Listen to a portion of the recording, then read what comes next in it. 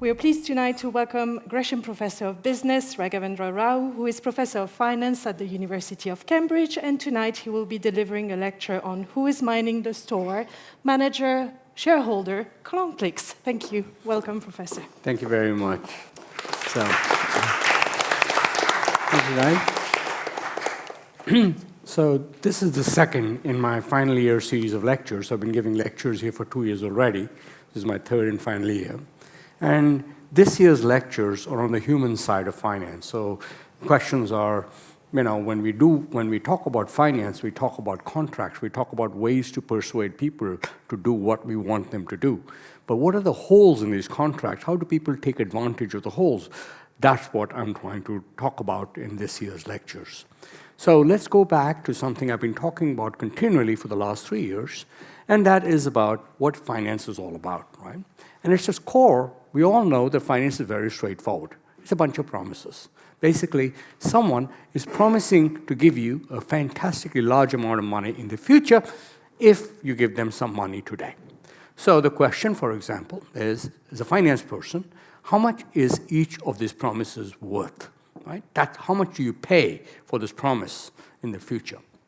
Well, if you take rational finance, which is what I talked about last year, it's about, can I figure out what is the present value of this promise? Basically, I compute the cash flows, I compute a discount rate, I use something called a discounted cash flow analysis, and figure out what the value is. However, this year, I'm talking about what happens if you make a mistake in writing the contract. For example, the person may be lying to you. It could be a deliberate lie, in which case it's a fraud, or it could be an incomplete contract. That means there's things in the contract which you might not be aware of, and that allows the other person to take advantage of you legally.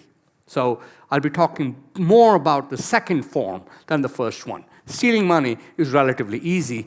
Designing a contract so that you know what's in it, but your counterparty doesn't, is a little more difficult. So I'll be talking about second more than the first. So if you think about the cycle of finance, this is again something I've been talking about for a while. If we think about the cycle of finance, the way it works is we have the financial markets on the right-hand side over here. We have the firms on the left-hand side, and the firms need the money. Right? They don't have any money. They go to the financial markets, and they make them a set of promises. They say, look, give us some money, and we will invest in all these investment opportunities. Fine. So, but to guarantee that it will return the money, it issues pieces of paper. That's the essence of what we are trying to get at today. So some of those papers, for example, are debt contracts. You give me some money, and I'll give you back your money, plus I'll give you interest in the middle. Some of those contracts are equity contracts. So give me some money, and I'll give you a share of my profits. If I make a lot of money, you make a lot of money. If I lose money, you lose money. So whatever it is, the financial market values these contracts and then gives the money to the firm. The firm invests that money in assets, creates a bunch of cash flows.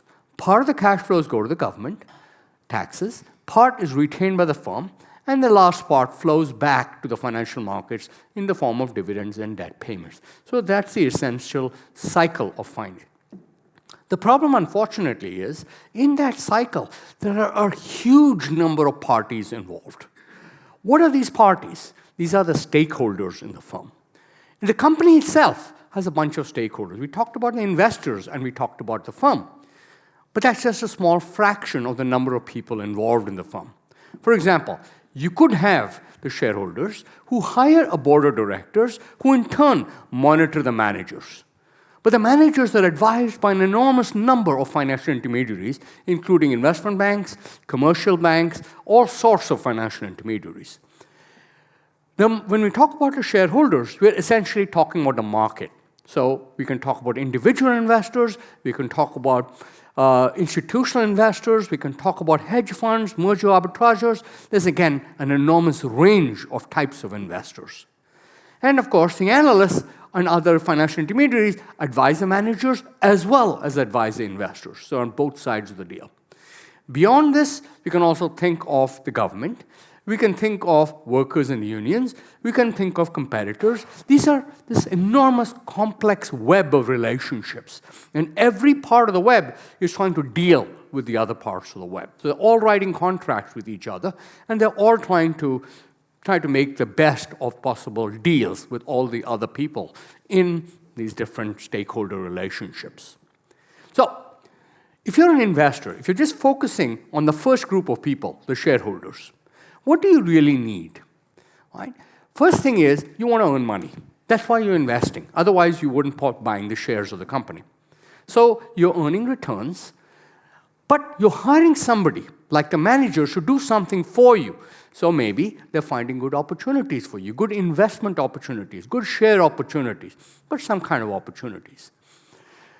The principal, the shareholders, do not have the expertise or the knowledge of the agents. So they are trying to write a contract which basically says, I don't know as much as you do, but let me write a contract which will somehow prevent you from just stealing my money, okay?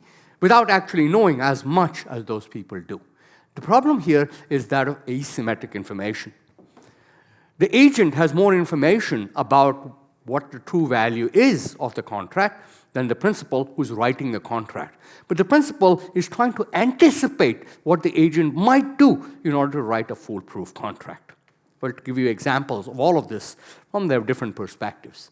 So if you're an investor, who is the agent? Well, last time I talked about banks.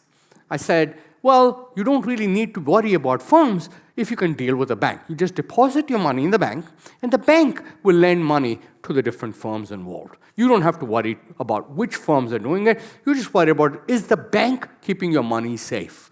And we talked about things like deposit insurance, things that protect you if the bank goes bankrupt, for example. Today, I'm going to spend some time talking about the managers. So you're looking at the firm now and seeing, how can I constrain the manager? How can I prevent the manager from just stealing your money? Next time, we'll talk about other intermediaries. For example, we can talk about the bond markets, where they lend money to the company, but they're paid before the shareholders. What conflicts do they have? Do they fight with each other? Do they fight with the shareholders?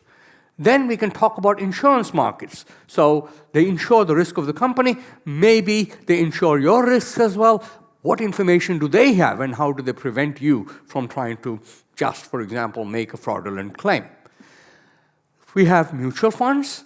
We have hedge funds. We have private equity firms. Each of this has a different set of contracts binding them in place. And so in each of those lectures, I'm going to take a different part of the market and explore what those contracts are. How do you control the behavior of the party on the other side? Fine. So how do you make your agent work for you? Well, if you think about, now remember that we are focusing on managers. So you're focusing on the people who are running the company. So how do you make the managers work for you? There are a number of different ways. For example, you might think of economic controls. Economic controls say, well, if you do well, I will give you more money. That's a performance-based compensation. I can make you one of the shareholders by giving you share-based compensation. So in other words, if you work hard, the shares go up in value, and your incentives are aligned with those of the shareholders. Similarly, I can give you long-term incentive plans that don't pay off unless you do well in the long term, not in the short term. Right? These are all economic controls. I'm placing constraints on your ability to earn money through the company. In addition, we have legal controls. For example, the board of directors is supposed to be watching you to make sure that you're not just stealing the money, right? The managers. You also have, managers have fiduciary duties to act in shareholders' best interests. If you do not act in shareholders' best interest, you could be sued. Similarly, the government has regular financial reporting requirements, disclosure rules, which basically say, every year you have to give me details of exactly what you have done over the course of that year, right?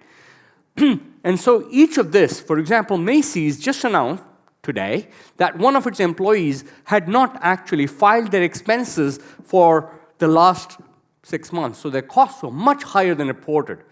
And so the employee was basically had messed up. He was fired, but the price of Macy's dropped dramatically today. Right? This was because they were supposed to report the information. Until they actually came up with the idea of reporting the information, they had no idea that the employee was just falsifying all the records. Finally, we have market controls. That means if you really do too badly, you have activist investors coming in, and they will try to take over your company and get rid of you as a manager. Similarly, you have competition in the product market. Your products aren't very good. There's competition there, and they will wipe you out. And of course, you have reputational concerns. That means you'll never get a job if you've been fired for cause at any company. Right? I'm not going to spend too much time on this because that part there we'll discuss in later lectures. I'll spend more time on the economic and the legal controls today. Fine. Let's take an example. A company we all know and maybe some of us love, right? I don't, but that's me. Okay. Facebook. Now, the interesting thing about Facebook is, how does Meta control its managers? First of all, everybody gets a base salary, right?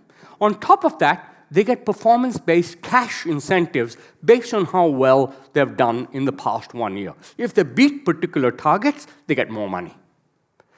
But that is about past performance. How do they ensure that Facebook stays up with future performance? That means, in other words, how do they ensure that the manager works hard to keep Facebook's future performance high? That's the third thing, which they call restricted stock units. And they give a lot of this. So it's equity-based compensation in the form of restricted stock units. Now, what's a restriction? The restriction is that you cannot sell these shares for 4 years. They vest over a period of 4 years, which means that if you do something and the company messes up because of that, right, your shares will go down, and you cannot sell them the moment you have them. You have to work at least over a period of 4 years. This is what it looks like, and so you can pull this straight out of their annual financial statements. There's something called a proxy statement, which they have to file once a year in America, and all this information is recorded there. So they talk about the service period of 4 years, which locks you in to the company for at least 4 years in order for that to be a value. And the amount of money they spend on this is incredible. This is the second highest number. If you look at, it's actually the highest number if you look at all the adjustments to reconcile net income to the net cash which they have to operating activities. The total cash from operating activities is about $39 billion. What they have over here is about $14 billion is only share-based compensation. It's a lot of money which they are putting in to pay these people to motivate them to work hard for the company. So, as I said, they have a vesting period, which means 4 years you cannot get your money. I mean, you cannot sell the shares. They are yours, but you cannot do anything with them for at least 4 years. And they vest quarterly, which means every year you get 1/4 of the shares, right? So if they give you 100,000 shares, 25,000 you actually get after 1 year, 25,000 after 2 years, 25,000 after 3 years, and the final 25,000 after 4 years. If you, again, do it, 1 year later, you'll get another 100,000. They will vest over 4 years. So they are overlapping periods of time. But why do they do it this way? What is the principle behind saying we have a vesting period, but the vesting period is quarterly over 4 years? Would it not be more efficient to say, you get nothing for 4 years, and then at the end of 4 years, you get everything, right? It keeps you with the company. The reason you want a vesting period is also not only do you lock this guy into a performance with the company for 4 years, the long term, but you act as golden handcuffs. These people cannot leave, right? If they leave, they give up all their shares. So they cannot leave in less than 4 years. They cannot do things for the short term, get the share price up, immediately leave. They don't have any shares. So there are two types of vesting periods. One called staggered vesting. I'm vesting every quarter, every once a year for 4 years. But there's another thing called cliff vesting. I vest right away. 4 years from now, that's it. You get nothing for 4 years and everything vested together. Which one is more powerful in retaining this employee. Which do you think? Staggered vesting or cliff vesting? Cliff vesting is everything vests at the end of 4 years. Staggered vesting is everything vests 1/4, 1/4, 1/4, 1/4. Which is more powerful in keeping you vested in the interest of the company? Obviously, it would be cliff, right? Because you don't get anything. If you leave early, you get nothing. And you really have an impetus to keep the value of the shares going up. Unfortunately, Facebook doesn't do that. Why are they giving you money every quarter? At least if you work there for 3 years, you got 3/4 of your money already. You can still leave. You haven't lost that much. So it seems to be weakening the effect of the vesting period. So to understand that, it's an obvious point, is to say, if the company indulges in cliff vesting, what is the incentive of the company? The incentive of the company now is 3 months, 3 years, 11 months, and 29 days from now, they fire you. And so they don't have to pay you anything, right? So the point there is, again, it's a contract between the company and the employee. I want to make you stay, but I can't commit to not taking advantage of that by firing you right before your vesting period comes up. So this is less efficient, but this way I get to keep you at the company, and I give you certain amounts, so I will not have an incentive to fire you exactly at the end of 3 years, 11 months, and 29 days, right? So contracts are written to solve particular problems. There's another possibility, which is options. Now, if you think about options, what an option is very simple. The current share price of the company is $100. If you work hard and get the price of the company above 100, you can buy the shares at $100. If the share price drops below $100, you can still buy it at $100, but nobody will, right? The options are worthless if the share price drops below 100. And that's actually cheaper in some ways for this than giving restricted stock units. Because the company doesn't have to give you anything. It just gives you a promise. You work hard, price goes above 100, I'll give you shares. If it doesn't go below 100, that's fine. You get nothing. Okay? So it doesn't give options. It gives restricted stock units. That means actually giving stock. Why not options? I'll talk about that in a minute. But for now, let's say that options seem to be a cheaper way of achieving the same goal. So why would you give options? Why would you give stock? How do you design the optimal compensation policy? Is another type of contract which makes these guys work hard for you. But let's start with a simple question. Of all the people at Facebook, who do you think gets paid with these kind of rewards? To do that, I would like to ask you that question. Right? So if you have your phones, go ahead, put it on that one, and you think of all the people at Facebook, who should get paid in the form of these type of rewards? Okay, entirely. So basically, everybody at the firm should get these kind of this. All employees, good answers. The managers only, Mark Zuckerberg, okay. Elon Musk, I'm not sure he's at Facebook, so but yeah. Exact, okay. The senior leaders, okay. Elon Musk is not at Facebook, right? So let's leave that one out. The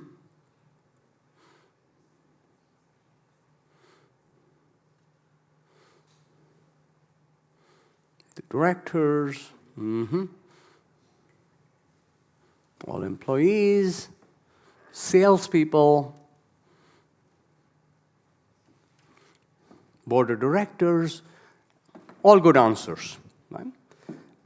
Now, let's start with the answer which says everybody, right? Managers, workers, everybody. The key part is, remember what the purpose of these things are. The purpose of a restricted stock unit or an option is to make you work hard for the company. And that means your effort will influence the value of what you will get. If you work extra hard, the share price goes up, and that's good, right? If you are the janitor at a company, it doesn't matter how hard you work. Your share price is not going to be affected. So not much point giving restricted share units to, say, janitors or another point over here, salespeople. How does Facebook sell? They don't have people picking up the phone and calling other people to say, buy ads, right? Facebook makes money through advertisements. But the process is an algorithm. Basically, they say, if you want a Republican woman living in New Jersey with 2 children who drinks Starbucks lattes in the morning, I can deliver that person to you if you want an ad in that person. But it's an algorithm. You bid for the algorithm. So salespeople are also unimportant. However hard they work, the algorithm is the one which is selling. So it turns out that the people who get paid most are the people who can influence the experience of Facebook. The most important people are R&D, the engineers in the company. Salespeople don't get paid that much. General administrative, they don't get paid. Almost nobody gets paid in the form of options except the engineers and the computer programmers, because those are the ones which can really affect the value of Facebook. So that's a principle of compensation. You do not give compensation in any form to somebody who is unable to affect it on their own life. Right? If you're going to work super hard, but it doesn't affect anything, just give a cash bonus. Just cash is fine. You don't want a contingent award in this particular scenario. Okay, what about CEOs? A lot of you mentioned Zuckerberg, right? How are CEOs paid? Well, if you look at CEOs across the world, the CEOs, there's one country that sticks out from every other country in the world, and that is the US. The others are sort of, I think with the exception of India, Indian CEOs are really badly paid. Well, don't worry too much about this because this is not purchasing power parity adjusted, so they make a lot of money if you think about Indian rupees. But regardless, if you think about the US is dominant across the world in the amount of money they pay. No other country gets paid like that. And most of that money is the blue line over there, which is options. If you think about typical CEOs, like this was in 2021, Peter Kern from Expedia got nearly $300 million in the form of equity or options. Right? Then you have Warner Brothers, ServiceNow, Tim Cook from Apple, Jamie Dimon from JP Morgan. All of those, almost all their money is in the form of options. And it's not $1 or $2 million, it's several $100 million. So these guys are really motivated to work super hard for their shareholders, right? I mean, almost everything is in the form of options. The cash part is tiny. So let me ask you a question at this stage, which is, if you pay more in the form of options, do you think the CEO, the firm should perform better? Yes or no? Or irrelevant? What do you think? It's the same code. So if you had that code, it'll be exactly the same code. Right? Otherwise, it's menti.com, and the code is 13985460.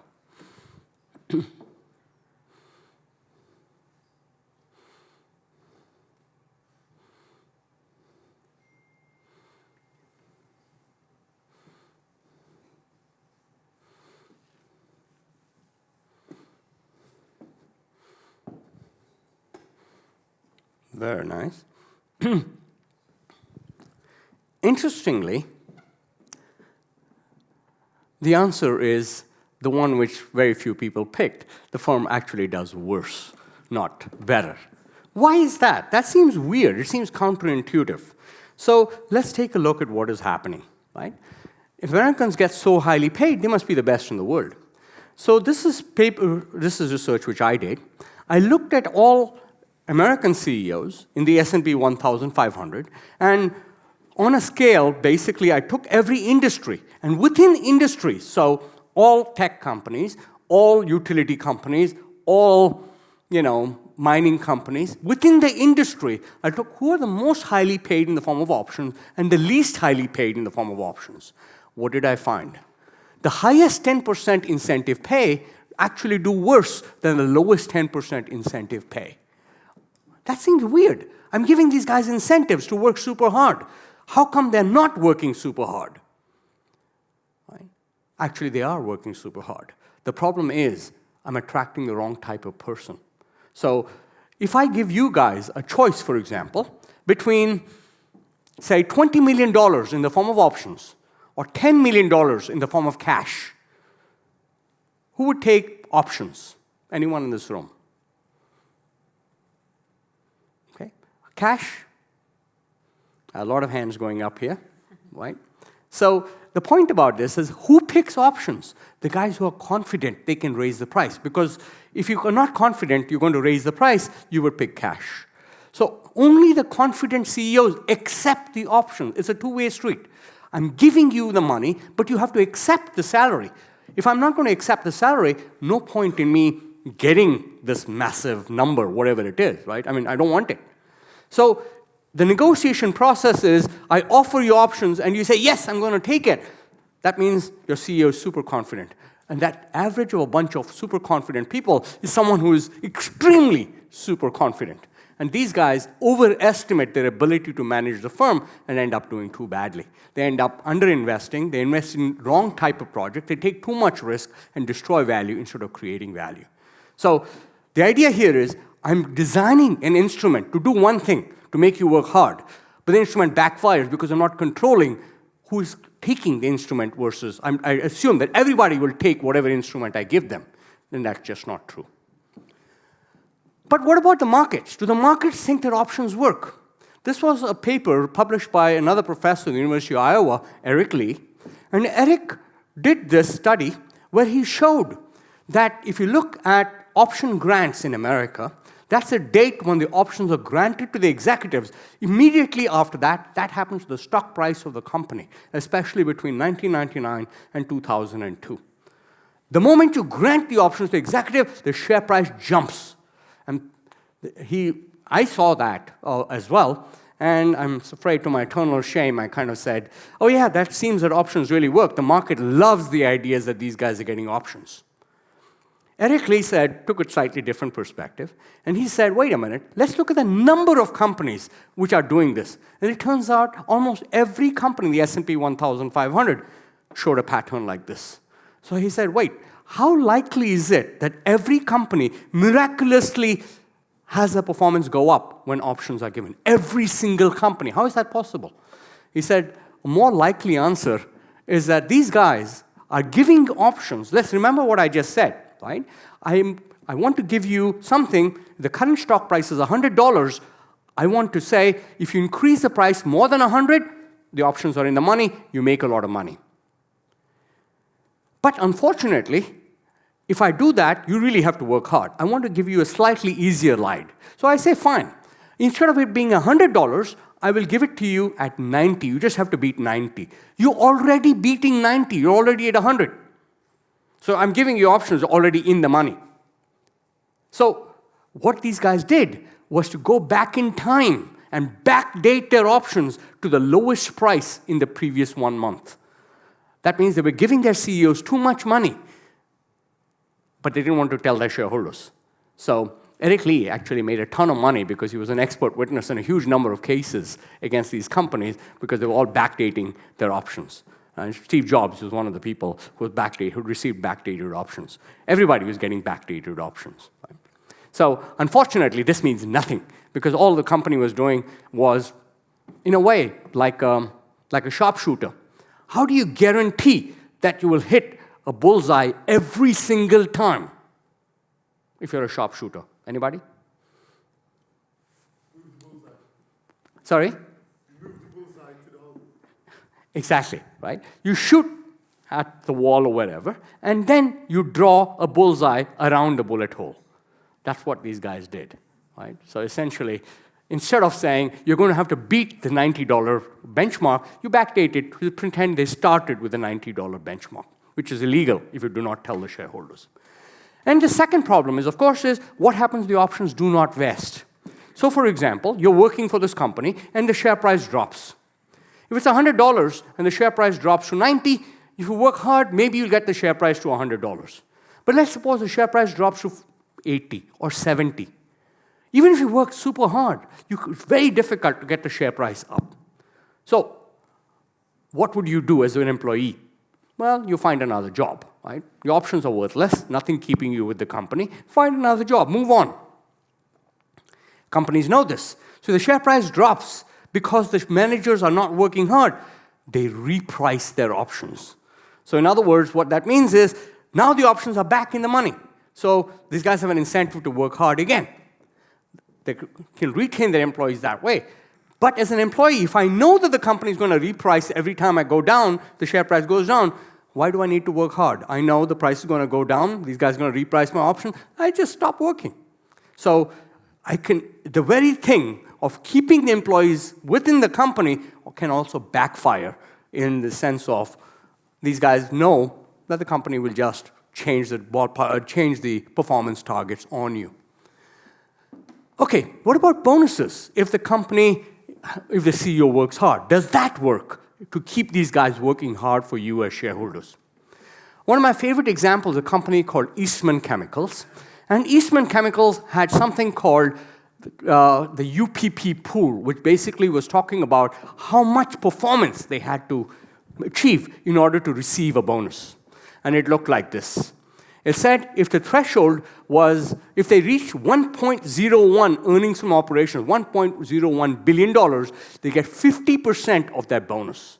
If they reach $1.32 billion, they get 100% of that bonus. And if they reach $1.63 billion, they get 200% of that bonus.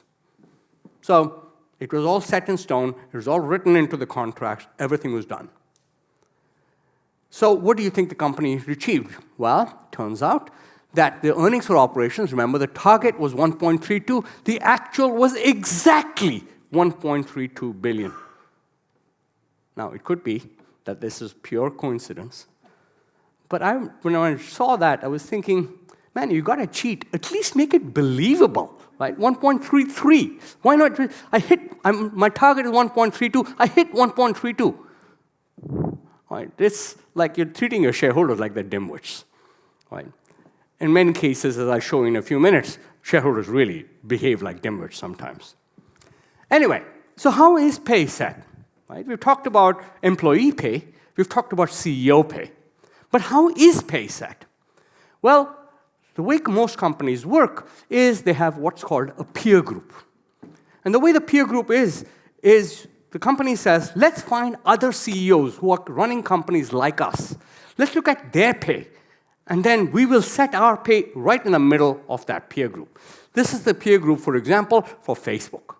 Right? So here's all the companies on their peer group, and they look at these companies, and they say, let's look at the CEO's pay there, and we'll be in that ballpark. So we know what the market rate is for CEOs. Fair enough. Except, unfortunately, that when do you get a bonus?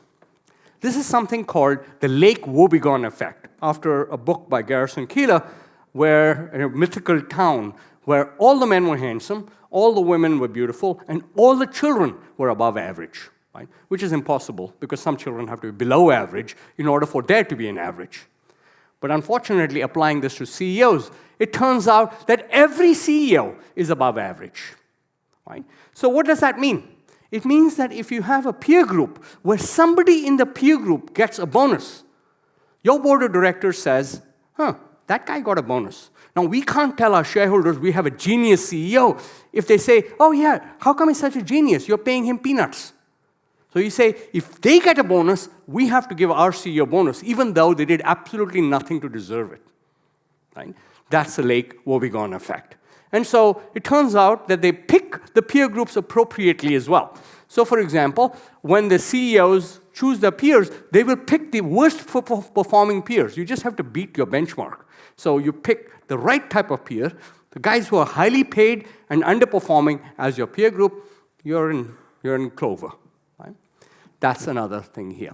Or sometimes they hire compensation consultants, an independent group of people who will say exactly how much to pay your CEO.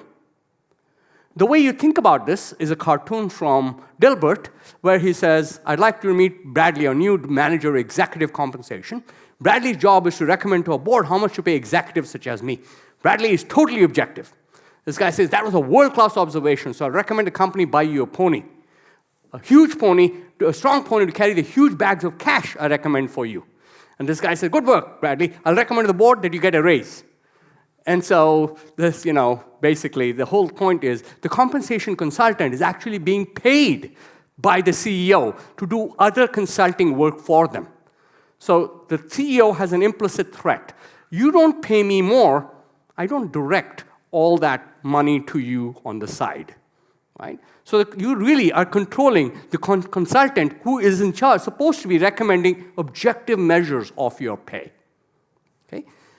There was actually a paper which I wrote, which looked at how do we know this is really true? Well, it turns out the SEC said in 2009 that firms have to disclose their compensation, that have to disclose how much they're paying compensation consultant if the consultant also provides other services. That is like a disclosure rule. If you are providing other services, you have to tell me, you have to tell the world exactly how much you're paying so that we can know how much conflicts of interest there might be. So what did the consultants do? Immediately, a whole host of them spun off boutique compensation consultants who did nothing except provide compensation advice. And that did not have to be disclosed. You only had to disclose if they had other services. So the firms switched over from using general compensation consultant to boutique compensation consultants where they would not have to tell anybody how much they're paying these people. So everything you do, there's a rule. There's also a way around the rule to do whatever you want. All right, let's go back to Zuckerberg. We've been talking about Zuckerberg for a while. So how much does he get as pay?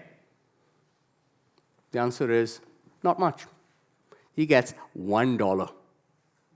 That's his salary. Year after year after year, he's been getting $1. I mean, how does the man live? Poor guy. I mean, he does get some perks. So if you look at his perks, he gets about $24 million as perks. Right. What are these perks? Well, he has a private jet. He needs a lot of security. So that's all he gets. But his salary is $1. So $24 million for a private jet. Is that normal? Okay, let's take an example. All right. Let's suppose you guys are CEOs of a large multinational corporation. And you are weighing the purchase of a corporate jet for 200 million pounds to fly you to New York, to San Francisco, Paris, or Shanghai. Right? The jet costs 200 million pounds. The question for you, oops, sorry, let's come back in here. Okay, should you buy the jet?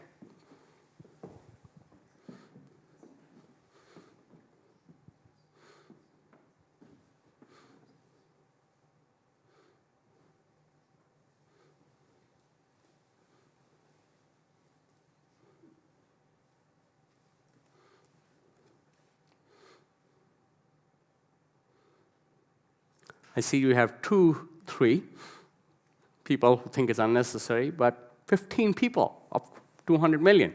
No questions. Right? Let me persuade the 3 people over 4 people. Oh, wait, 4 people. Okay, let me persuade the 4 people over here. Right? You think about the jet, that's a living room on the jet. The carpet is $200 per square foot. That's a bedroom on the jet. That's a bathroom. Right? There are separate sinks for his and hers. Anyone of the 4 people, anyone want to change their mind? The key question is, how do you get this through the shareholders? You're the CEO, this jet, you love this jet. Right? Anyone who doesn't love the jet? Right? You want this jet. How do you persuade the shareholders to give you the jet? Well, you can say very simply, look guys, I believe in shareholder value. I want to do stuff which is good for you guys. And you know what? I'm happy. I'm happy to take the Elizabeth line from here to Heathrow. Right? Crowded peak times, it's awful, but that's fine. I'll do it because I love shareholder value. I'll fly economy, not a problem. Right? So I stand in line at security. I go there. The seat doesn't recline more than 30 degrees. I'm exhausted. People breathing on me from all directions. By the time I get to New York, I'll be so tired that they say, sell me a widget for $1. I'm like, take it. I don't know what I'm doing. I'm so tired. Just do it. But if you let me buy this jet, even when I'm sleeping, I'm dreaming about shareholders. I'm dreaming about giving you money. I get off that plane and negotiate so hard for you guys. You will make 200 million? Nothing. You'll make $200 billion. Right? Great idea. The only problem is, how do you know I'm lying, or how do you know that I just don't want the jet? Right? Anyway, point is, this argument was so powerful that Goldman Sachs, their CEO, David Solomon, when he took over, he said, I want a private jet. Until then, no Goldman CEO ever taken a private jet. They had basically rented jets. And so he said, I'm spending time waiting for these private jets to arrive, the flight delays or all the stuff. This is costing you money. So they did a cost-benefit analysis, and they wound up ordering 2 jets, not one. The second one, just in case the first one had to go for repairs. Right? And he chose the decor himself because he says, I need to be comfortable in that jet. So, mine, right? And once you get a perk like this, it never goes away. So CFOs needed corporate jets during COVID. Not a single corporate CFO has said, okay, we don't need a jet anymore. We'll fly business. You got a jet, you keep the jet. Okay, is this excessive pay? Well, one way to think about it is, this is CEO compensation as a percentage of average worker pay. It's now about 350 times the average worker pay. So maybe the pay ratio, so the SEC said, you have to publish the pay ratio. That means you might shame CEOs into getting lower salaries. So if you look at Meta says, the compensation is, the median employee was $379. The annual compensation of our CFE was $24 million. And so this is 64-1, which is much less than 350-1. We are a very democratic company. Unfortunately, or fortunately, you can define your CEOs exactly, your employees exactly the way you want them. If there are any low-paid employees in the company, you have them employed to a third-party provider. You do not employ them yourself, so you do not actually have to report. So only the high-paying employees are on your paybooks, and that's why you can report a low number. Literally, anything the government does, you can find a way around it. Right? So anyway, why is Zuckerberg so badly paid? Well, if you think about it, how does he make money? How does he actually survive? Well, one thing he does, of course, is very straightforward. He owns 950 what they call Class A shares, and he owns 344 million what they call Class B shares. And each Class B share has 10 times the voting power of a Class A share. Okay. So he controls 61% of the voting rights of that company.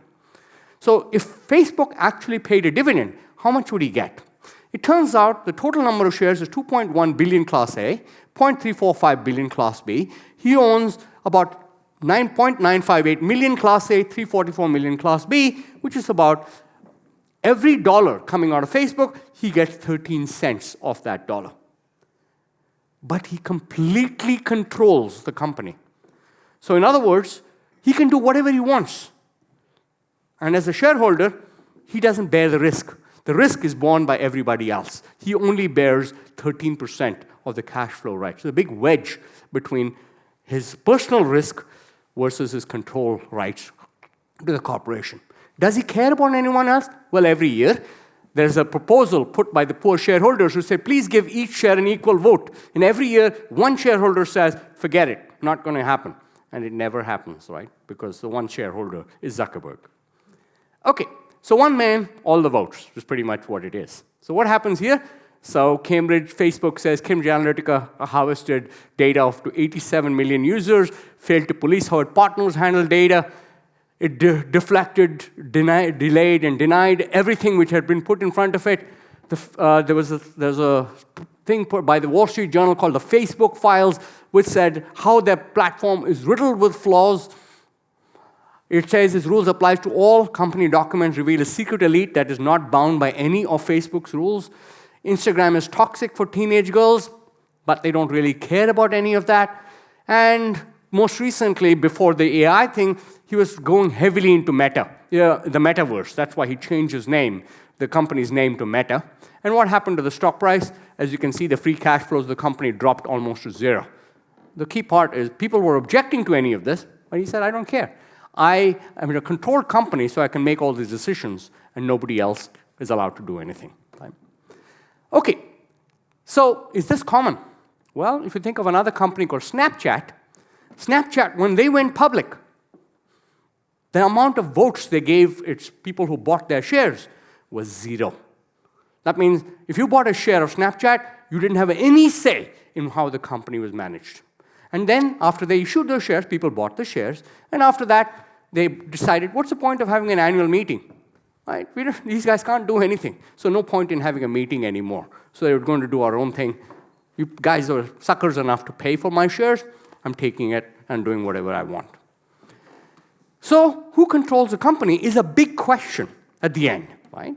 So Ben & Jerry's recently sued its parent Unilever because they sold the entire Ben & Jerry's to Unilever. Unilever owns Ben & Jerry's.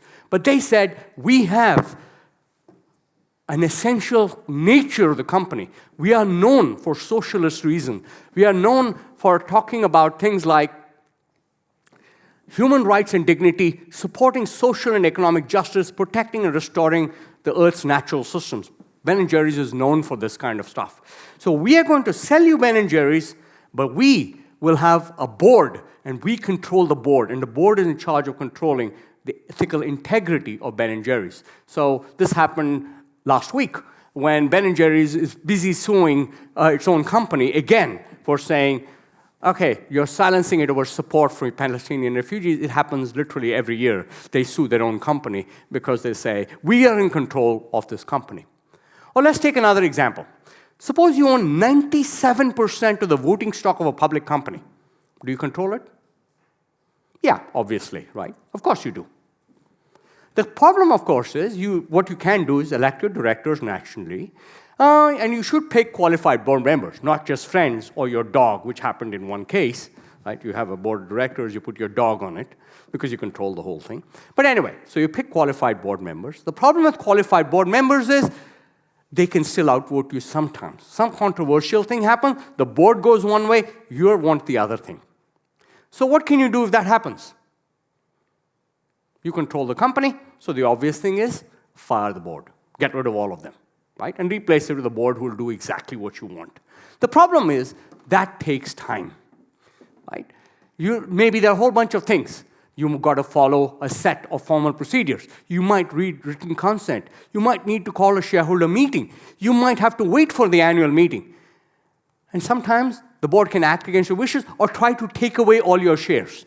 And this actually happened when CBS was trying to, the Redstones were trying to own CBS, were trying to sell CBS to another company, and then the board basically tried to take away their shares and say these shares are no longer valid because they are doing stuff which is selling CBS too cheap to the acquiring company. It didn't work, but they tried taking away the shares. But anyway, the point is, at that time, the company's doing the thing you didn't want it to do, and you just stuck outside, plotting your revenge. So my favorite example of this is one from Canada. It was a company called Rogers Communications. And what happened there was an interesting case, because it turns out there was a CEO of the company called Joe Natale. And Joe Natale and Rogers Communications, Edward Rogers, who was part of the board of directors, did not like his own CEO. So he decided to fire his CEO and replace him with a guy called Staffieri, who was the second in command at the corporation. Now, the point was, Rogers decided to do this by himself. So there is an existing board. The existing board does not know that the chairman of the board is trying to fire the CEO of the company. So how does the CEO of the company find out about this? It turns out that Natale accidentally dialed the guy who was trying to oust him, who forgot to turn off his phone after the call was over. So for 21 minutes, that phone was open while this guy was plotting the coup against how to get rid of the CEO, while the CEO is listening in on the whole conversation. So after that happened, Natale went to the old board, and they said, look, these guys are trying to get rid of me. And the old board said, wait, he didn't ask us. He's the CEO, he's the chairman of the board, but he didn't ask any of us. So they went to the family members, who were the other members of the board, and the family members said, we'll support you against this guy. And so they said to the chairman of the board, you cannot fire the CEO. So he fired the board and set up his own board. So for 2 weeks, you had two boards in the same company, and nobody knew who was in charge. One board said, we are in charge, we were the original board. The other guy says, well, I'm the chairman of the trust, which owns you guys. You guys are all fired. I'm in charge on this side. You had two CEOs, two boards of directors, and nobody knew what was going on. This happened for 2 weeks, and so the family was fighting with each other all the way through. Right? They were talking about, enjoy your pretend board meeting, Ed. Here's the problem, it's not legal. I'm going to fight like hell to get rid of you and get back the control for the original one. Eventually, Ed got his way, and Matt Levine had a good title for it. He said, Rogers Chairman fires board for firing him for firing CEO. Okay, think about another way in which you can make money. The other way is through pyramiding, right? You're again trying to control the company. So you have a family firm which owns 51% of the shares of that company, owns 51% of the shares of that company, owns 51% of the shares of that company. You completely control level 3, but you only have 12.5% of the voting, of the cash flow rights in that company, 51 times 51 times 51. So that means you can do all sorts of things. For example, this is a state-owned company in Italy which decided to sell one of its divisions to a different division. It's like taking a division out of one pocket and putting it in the other. The key part was this was 47% owned by small investors. This was 17% owned by small investors. And the price at which they transferred it was too high. It was about, this was an overvalued company.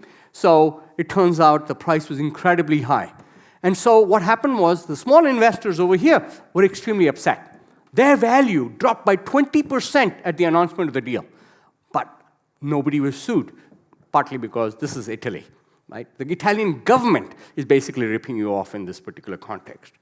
Surely other governments are much better. Right? Well, let's take the American government. Right? So we have in Congress, this happened in the Trump first administration, and news reports showed that this Tom Price, who was a nominee to be Health and Human Services Secretary, basically had bought shares in a tiny biotech company while sitting on committees that could influence the company's prospects. So he knew what was happening, and he was passing laws to favor that company while he was holding shares in that company. And people got very upset at this. So what do you think happened? Well, turns out a lot happened. Specifically, 4 other people said, wait, hold on a minute, how come we don't have shares in that company? So they all jumped in to buy shares in the same company. Right? So essentially, as a government holder, none of these guys were ever punished in any way. Right? It's obviously going to be very different with the new Trump administration, don't worry. Okay, so is the board supposed to protect you? Well, not really, right? It turns out, again, in Facebook's case, the board can be replaced if the CEO decides that the board can be replaced. But suppose the CEO, Mark Zuckerberg, has a brain fog suddenly and sells his Class B shares. The board converts to a board which cannot be replaced for 3 years. That means even if the guy accidentally sells the shares, he's still protected. He's put into place every rule he can to protect him under all counts. But my all-time favorite example, of course, is Tesla. Right? So what happened with Tesla? The board of directors pretty much gives Elon Musk whatever he wants. He wanted a secret glass house. They built him a secret glass house, right, for his place.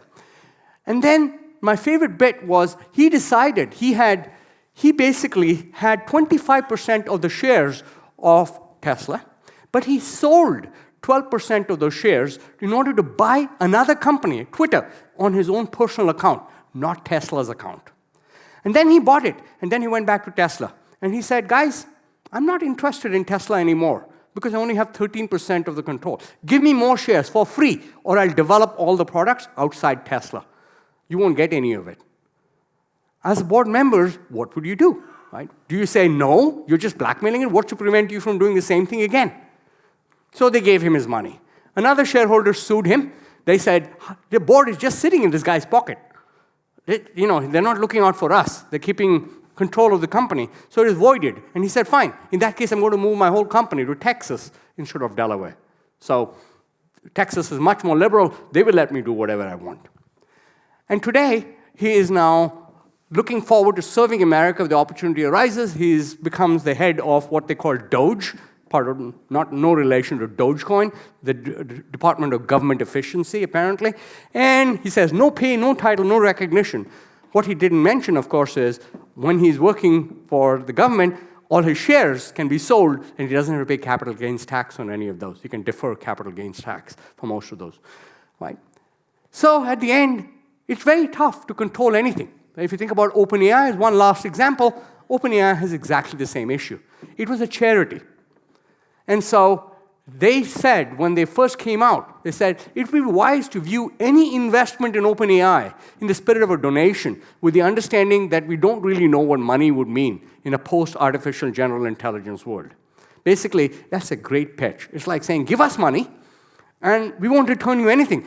But maybe we'll develop a system where money doesn't mean anything. So you'll have benefited humanity in some way. Unfortunately, the CEO, Sam Altman, didn't feel the same way. So they fired him. And the workers said, hold on, we are interested in money. We are not interested in a wonderful society. So they all decided to follow him. So the board said, okay, we are so sorry. We have nobody left here. So fine, we'll give in to you. So they hired him back and fired everybody else. Right? So again, question of control. Who controls the company, and who is the one who's in charge of making sure that these contracts are in turn fulfilled? Well, if your investors are happy to fund you, my favorite example is WeWork. Right? So WeWork, when it started in 2018, they basically said, we want to transform the way we live, work, and play. This guy said, how do we change the world? Bring people together. It's a wonderful world. Everybody, we're changing the way the world works. And he had the great good fortune of joining a guy called Masashi Son, who decided, I'm going to do something called blitzscaling, which means if you want $40 million, I'll give you $400 million. So he says, being crazy is better than being smart. You're not being crazy enough. Be more crazy. So Newman was crazy. He took $400 billion and then cashed out immediately, took out $700 million, put it in his own pocket. Right? Then beyond that, he borrowed money. He borrowed $362 million to help him exercise those options we talked about to buy stock. And then he just gave the stock back to the company, making money in the process. He even set up his own company with the name We, and he made his company buy the other company for $5.9 million. Right? So just to get the name We. And then SoftBank eventually said, we've had enough of this guy. They fired him, but they paid him $185 million to make him go away. But the final thing, and the part which is the most interesting, is after WeWork collapsed, the guy says, fine, I will buy you back. I made all this money from you. So the company's worth nothing. So I'll come back. And he went to SoftBank and he said, now give me the money. Give me the company for a very low price. I extracted all the wealth out of it. I can go back in and buy it from you in a very cheap way. Does the trouble stay at the top? The problem is not. Right? Once you have issues, you have problems like this. Wells Fargo, for example, had all these problems. They were trying to put in mortgages, so they were changing your loans unexpectedly. They would have monthly payments for far longer, owe the bank much more money. This is because those guys were basically being paid for giving as many mortgages as possible. So they would just give you unwanted auto insurance. You take a car loan, they'll force you to take insurance through them, which is much more highly priced than any other insurance policy. They would make up accounts. You have an account, you haven't even gotten, they will make an account in your name because you were paid for too many, they were paid for the number of accounts they opened. So many of you may actually, if you're American, may have accounts at Wells Fargo. You may want to check whether you already have an account with Wells Fargo. Right? So, and then they were trying to increase diversity, so people would have fake job interviews. So they would interview a whole bunch of black people or women, and they would, with no intention of ever hiring these people. They were just there to make the pool look bigger. Look, we have looked at all these diverse pools, but we hired the white man. Right? So that was the other issue here. Anyway, overall conclusion. In the last few years, many shareholders, many small investors have lots of money. They desperately want to invest. And the corporate power has shifted from these investors to the founders of these companies. We want to give them money. The old model was a partnership model. Shareholders had voting rights to elect directors. The rights were largely symbolic because unconstitutional elections and so on. Today, it's more like an employer service model. The founders keep all the voting power. As a public investor, you get few or none votes. Investors just provide money, get limited returns, and that focusing on increasing sales and headline numbers seems to be fooling investors in the last 5 or 6 years. So that's the issue today, right? How do we control these people who are supposed to be our agents? In the last 5 years, we seem to have given up a lot of that control. And once you give up control, it's extremely expensive to try to get it back. Okay? And so let's stop here. Next time, I want to talk about insurance markets and debt markets and how what the rules are there and how people take advantage of those rules. Okay? And we have time for a few questions, so let's stop here. Thank you.